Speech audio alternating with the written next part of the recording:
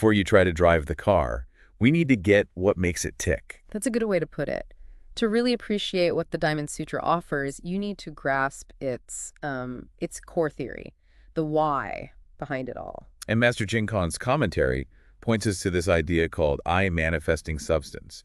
It's all about showing that fundamental nature, the ground the sutra stands on. Without that grounding, the teachings might seem, well, maybe a bit disconnected, perhaps. Understanding this substance really builds confidence. It shows they're not just abstract thoughts, right? They're rooted in something solid. Precisely. Rooted in a deep understanding of reality itself. Okay, so let's get to it. What is this foundational theory? What's the substance? Not just for the Diamond Sutra, but like for all Mahayana scriptures. Well, the central idea, the core principle, is the true nature of all phenomena. That's considered the substance. Okay. And importantly, this isn't presented as, some philosophical speculation. It's framed as the actual reality, the truth of the universe and our lives within it. Okay, that sounds significant. Can we break that down a bit? It might feel a little abstract for listeners. Oh, absolutely. It's actually incredibly direct and relevant to you right now. Just means, well, everything, all phenomena, all things that appear to exist. Tiny particles, vast galaxies, this room, you listening, all of it. Got it. All things. Then you means real or true, and you means appearance or form. So putting it together is the true real state or appearance of everything. So the teachings are ultimately about seeing ourselves in the world as they really are, not just how they seem on the surface. Exactly that. It makes it very personal, doesn't it? It's about your own experience, your own environment. It does. So what's the key difference then between someone who understands this J and someone who doesn't? The commentary puts it simply, it's a difference between delusion and awakening. Delusion and awakening. Right. Ordinary beings, called Shay, are seen as deluded because they don't perceive this true nature. They're caught in appearances.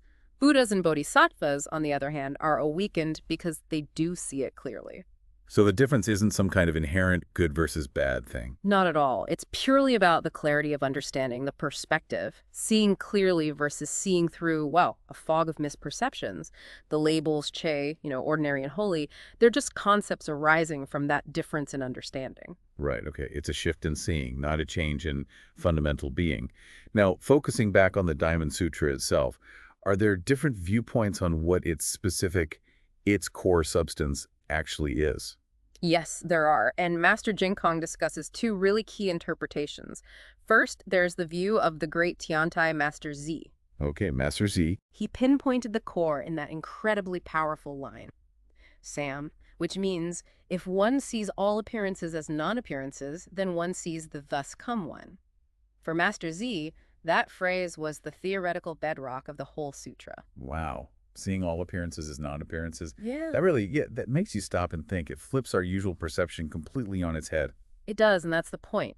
Then the second major view comes from a highly respected lay Buddhist, Jiang Weinong. Okay. He proposed the arising of true reality as the sutra's substance. Arising of true reality.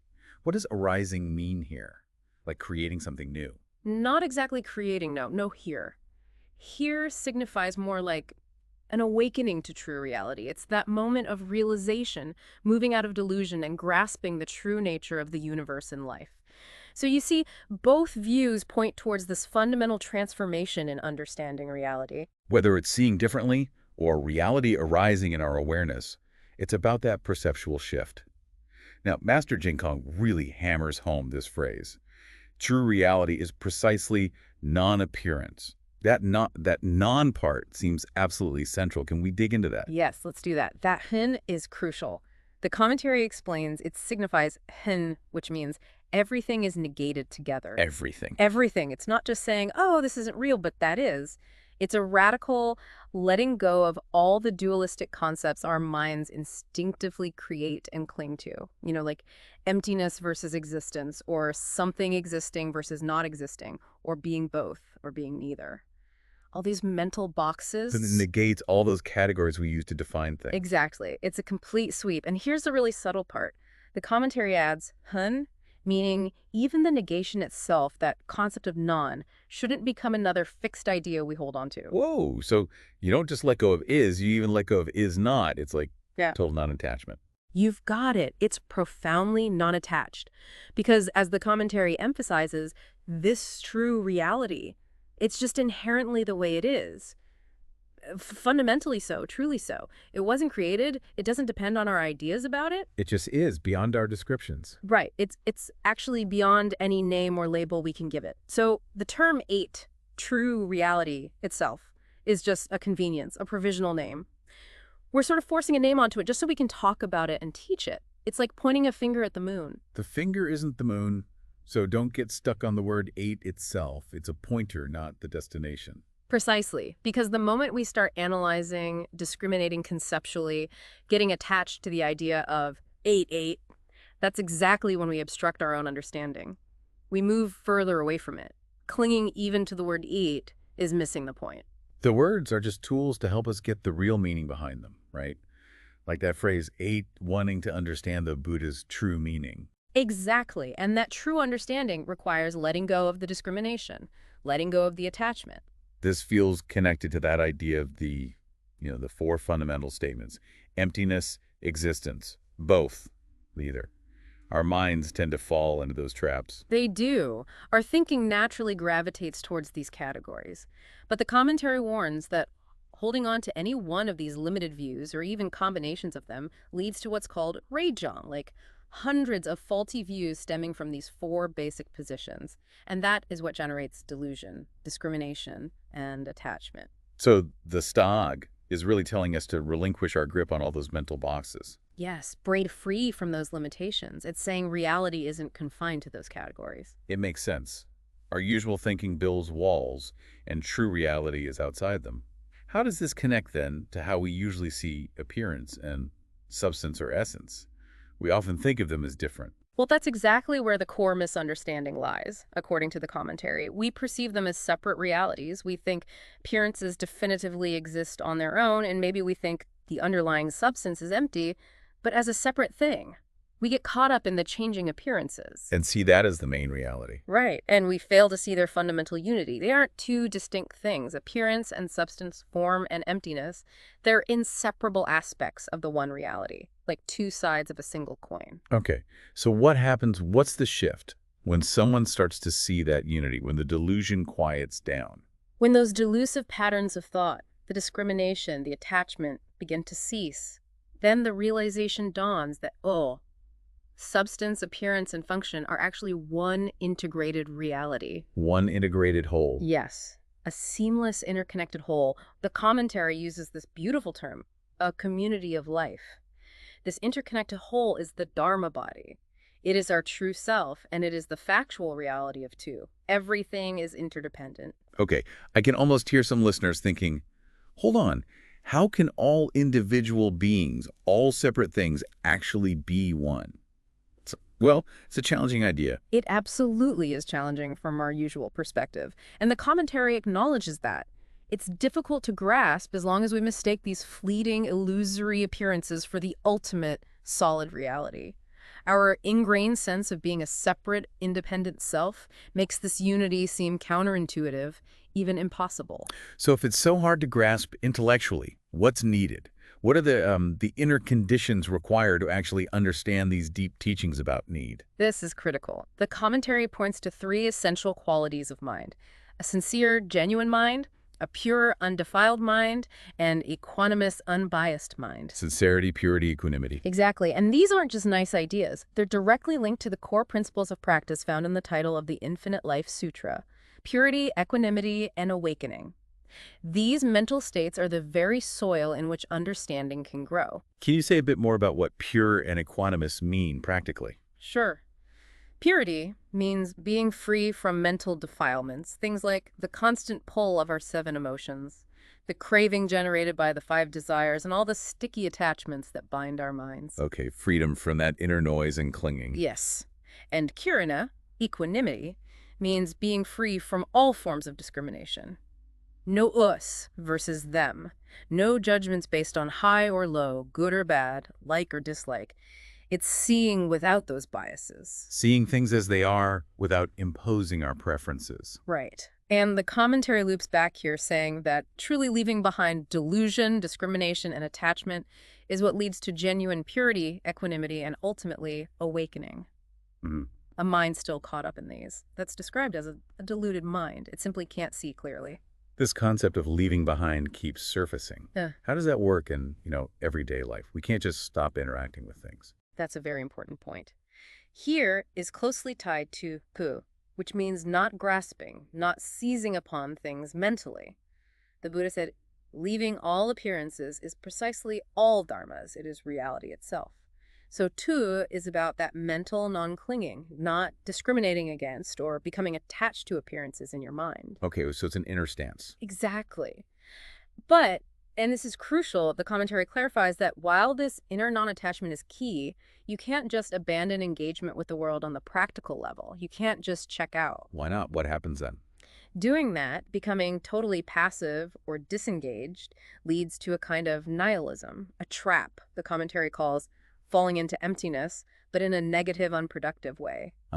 Okay, so it's about finding that balance, being inwardly detached, but still outwardly engaged, like a middle way. Precisely. The core principle for practice is given as chur, not grasping at appearances, remaining unmoved like the thus come one, like the Buddha, meaning internally stable, not constantly swayed. Practically, this involves consciously resisting the pull of the 5 desires, attractive sights, sounds, smells, tastes, textures, and the 6 dusts, their objects. It means not getting hooked by the craving for fame or status or possessions. It's about training the mind to stay steady, regardless of what's happening outside. Exactly. Cultivating that inner stillness and balance, even amidst chaos or temptation.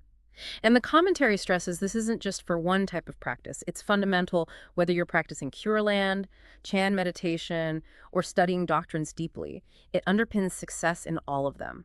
It sounds like a continuous practice of awareness, really. Paying attention to how we react and choosing non-attachment. You mentioned the Buddha begging for food. Yeah. How does that fit in, even after enlightenment? Ah, yes. That image of the Buddha putting on his robes, holding his bowl, going into the city to receive food offerings. It's presented as a perfect example of how so. Even in his fully awakened state, he seamlessly engaged in the ordinary activities of life without any inner attachment or aversion to the appearances of the world. He wasn't separate from it, but he wasn't bound by it. I see. Detachment in action. Yes. And the commentary also brings up 2 other guiding principles here.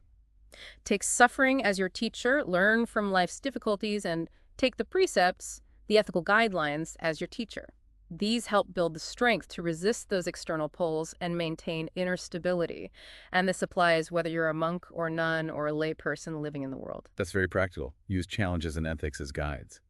Okay, let's circle back briefly to Jan Wynam's idea of the arising of true reality. You said Jin is beyond names. Does that apply to Ji too? It does. Just like Yi itself, the experience of its arising, that moment of awakening, ultimately transcends language. The commentary says, Dohiver, there's really no perfect word for it, so we provisionally, almost reluctantly call it arising or birth. It's just another pointer towards an experience that's beyond our usual concepts. So words are indispensable guides, but we have to be careful not to mistake the guide for the actual place. How do the different kinds of wisdom in words and wisdom of contemplation help us navigate this towards gear? Well, the wisdom embodied in the scriptures and teachings acts as the Buddha's skillful means. It uses words to point us towards the factual truth of reality. But, and this is heavily emphasized, just reading or hearing the words, just intellectual understanding, isn't enough. It's not enough just to get it conceptually. No. Real transformation comes through engaging silani, the wisdom of contemplation or observation. We need to use our own wisdom to look directly at reality. This sul, or observing, isn't just a casual look. It means examining things closely, carefully, with wisdom, not through the filter of our emotions and habitual thinking patterns. So it's an active, wise seeing, not just thinking about things. Precisely. It's through this sustained, wise observation of all phenomena that we gradually perceive the truth for ourselves. And it's through this full that the wisdom of true reality itself fully manifests, which is what leads to the soul, the other shore, enlightenment. Can you clarify that difference between emotional consciousness and wisdom? Yes. Is our ordinary mind, driven by discrimination, judging, comparing, constantly arising thoughts and attachments, clinging, aversion. In contrast, is characterized by non-discrimination, a stillness where fixed thoughts don't constantly arise and solidify, and non-attachment. And you need a certain state of mind to practice this wise observation. Absolutely. The commentary is very clear. Zen requires that pure mind and equanimous mind we talked about. If the mind is agitated by discrimination and attachment, it's like trying to see your reflection in muddy, turbulent water. You just can't perceive the Buddha's true meaning clearly. So even if someone can explain the sutra really eloquently, If it's coming from that state of awe, that diluted understanding, it's still just considered a worldly view.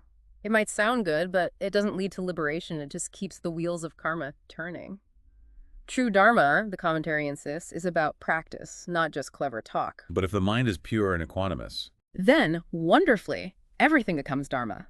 Even ordinary worldly phenomena, when seen with a mind free from deluded thoughts, can reveal the truth. Conversely, without that pure mind, even studying profound scriptures doesn't lead to genuine understanding. So, applying effort correctly and studying the Diamond Sutra is crucial, focusing on cultivating the mind, not just accumulating knowledge. Otherwise, it's wasted effort. okay. Now, the commentary uses that striking analogy of diamond for the wisdom in this sutra, both the words and the contemplation. Why diamond? What makes that analogy fit so well? It's a powerful image. The diamond is used because this wisdom, this prajna, has the power to ibukutta. It enables us to become detached from all appearances. Not just worldly things. No, not just worldly attachments like wealth or fame, but even attachment to dharma concepts themselves, to spiritual states, to the idea of enlightenment. It cuts through all clinging. Okay, so it detaches from everything. What else? And like a diamond, which is incredibly hard and can cut through other substances, this wisdom can it eliminates the deep-rooted illusion of a separate self-view. It cuts off the afflictions like greed, anger, ignorance at their root. And by doing so, it allows true reality to arise or manifest within us. So the diamond cuts through the illusions, the afflictions, the sense of self. Exactly. It shatters those obscurations. And the commentary clarifies something important here. This innate wisdom of true reality isn't something external we gain. It's already inherent within all beings. It's already there. Yes, but it's covered up. Our false self-view and afflictions are like thick clouds obscuring the bright sun of our inherent wisdom. The Chenyu, the diamond wisdom of the sutra, acts like a powerful wind that blows away those clouds. Letting the sun shine through. Precisely. And that is the meaning of ojia, the inherent reality manifesting once the obscurations are removed. This isn't just theory, it has a direct practical benefit. The sutra's insights and methods can genuinely help practitioners dismantle that false self and cut through stubborn habitual afflictions. It's especially potent for those of us, well, with strong habits. So really, understanding this foundation, isn't just intellectual curiosity. It's meant to build solid faith, isn't it? Absolutely. That's a key concluding point in the commentary. Understanding why the Buddha taught this, what reality it's based on, builds unwavering faith. And faith is called the very gateway to entering the path. The gateway. Yes. And related to this, the commentary stresses the vital importance of the teacher-student relationship, not just in spiritual practice, but even in worldly learning. A truly effective teacher isn't just someone who knows things or even has realization. There also needs to be that connection, that affinity or karmic link built on trust and respect. Without that connection. Even the most profound teachings might not penetrate. They might just, fall on deaf ears. It underscores that famous line from the Avakamsaka Sutra, "Faith is the source of the path and the mother of all meritorious qualities. Faith is fundamental." Wow.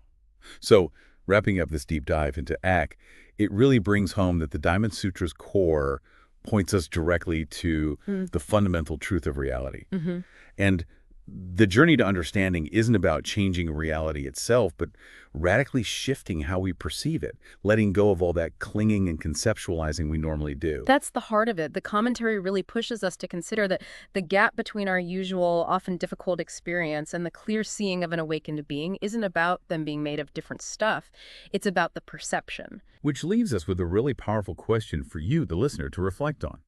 If our everyday reality is so heavily shaped by these misperceptions, these attachments to appearances, what could actually shift in your life if you truly started to see even glimpses of all appearances as non-appearances? What new possibilities might unfold as those rigid walls of your conceptual mind begin to soften and dissolve? Something profound to consider long after we finish today.